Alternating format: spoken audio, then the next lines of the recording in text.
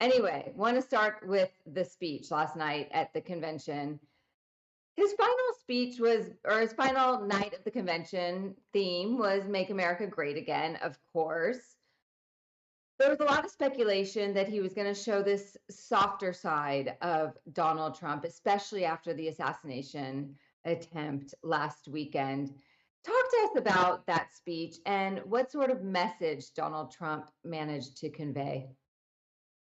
Yeah, Trump actually started off his speech pointing out that he wants to be a president that represents all Americans. That was pretty significant given how divisive he has been in the past, how divisive his rhetoric has been. So he did start off setting that tone.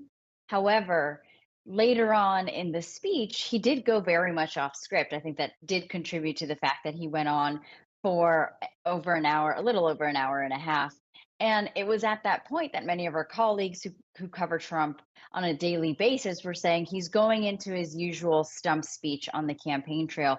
And it was a little bit more of that inflammatory rhetoric. But I should say before that Trump did take time at the beginning of his speech to talk about that assassination attempt. It was, of course, the first time that many of us have heard from him, though we had seen him the days prior. Since that assassination attempt, he talked about that at length.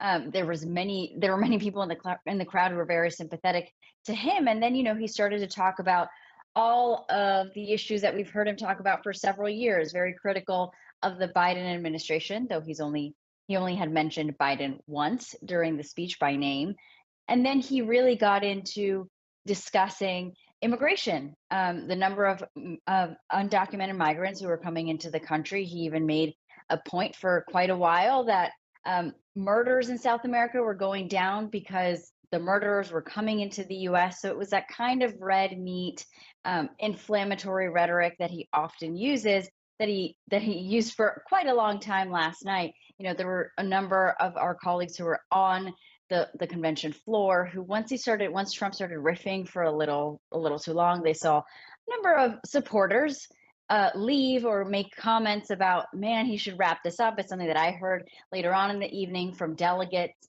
And all in all, though, it was a very unified Republican Party. I know you and I heard from both elected officials and delegates say that this was the first time they really felt unity and behind a Republican candidate. Some who said they haven't felt that since 2004, and others said who haven't felt that since the Reagan era.